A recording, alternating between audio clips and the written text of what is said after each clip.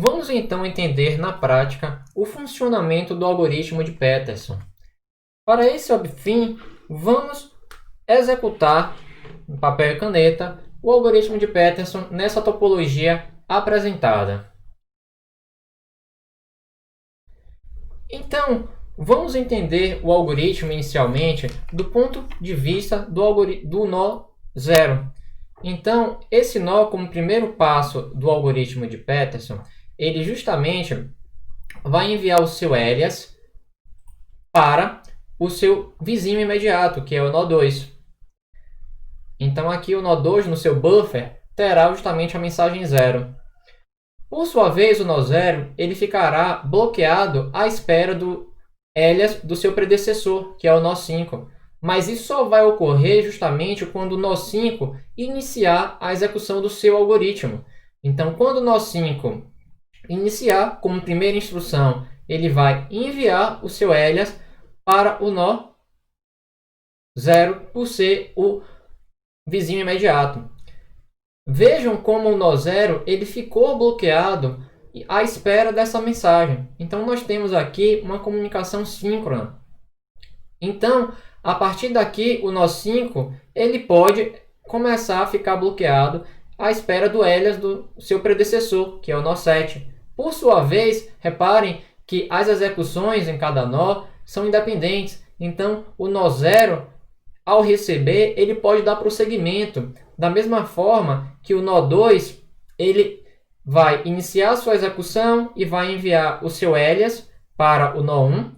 E, por exemplo, o nó 9, ele poderia iniciar a sua execução enviando o seu alias para o nó 6. Então vejam como esse processo ele vai acordar, despertar e executar de forma paralela, onde não há uma sequência definida de execução. Então, dessa forma, vamos dar prosseguimento. O nó 1 vai acordar, vai enviar o seu alias. O nó 3 vai acordar e enviar o seu alias. O nó 9 já enviou. O nó 6 vai acordar e enviar o seu alias. O nó 7 vai acordar e enviar justamente o seu alias. O nó 5 já enviou.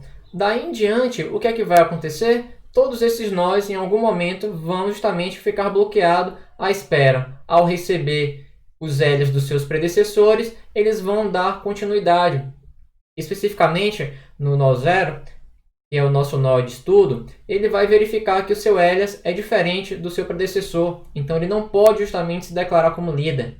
A partir daí, o que vai ocorrer? Cada nó que tenha vencido essa comparação vai justamente enviar o seu alias do predecessor para o seu vizinho imediato. Por exemplo, o nó 0 envia 5 para o nó 2. O nó 2 vai enviar 0 para o nó 1, por ser o predecessor imediato do nó 2. O nó 1 enviará 2, justamente para o nó 3. O nó 3 enviará 1 para o nó 9. O 9 enviará 3. O 6 enviará o 9. E o 7 enviará o nó 6, o identificador 6.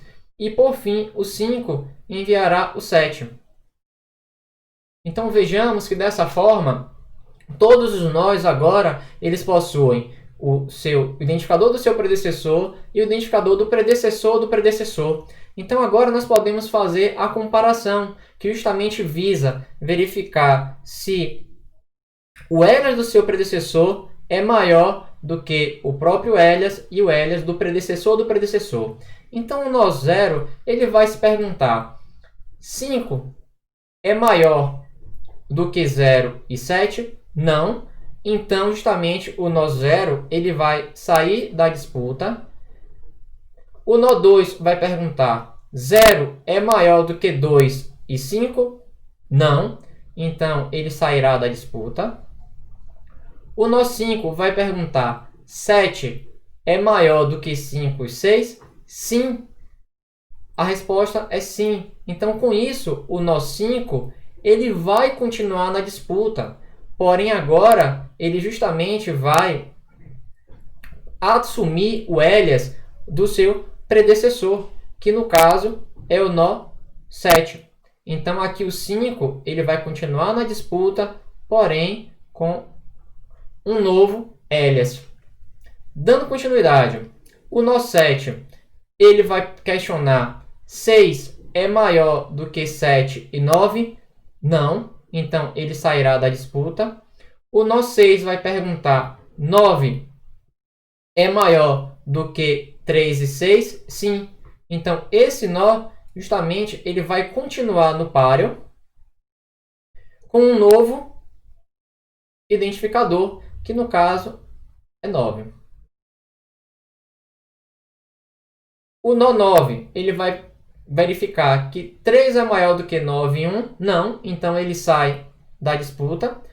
3 vai questionar: 1 é maior do que 3 e 2? Não, então ele sairá da disputa. E o nó 2 vai perguntar: 2 é maior do que 1 e 0? Sim, então esse nó 1 ele vai continuar na disputa, porém assumindo então o identificador do nó 2. Então aqui o nó 1 continua, mas agora com um novo identificador. Então dessa forma, a topologia ela continuaria a mesma do ponto de vista físico, porém do ponto de vista lógico, na execução do algoritmo, o nó 7 seria o predecessor do nó 2, que por sua vez seria o predecessor do nó 9, e o nó 9 o predecessor do nó 7. Então dessa forma, nós podemos entender a execução do algoritmo de Peterson.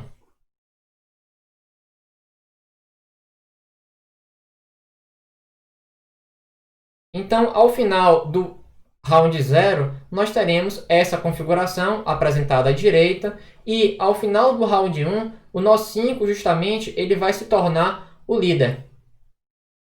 Eu deixo como exercício a execução do round 1. Muito obrigado.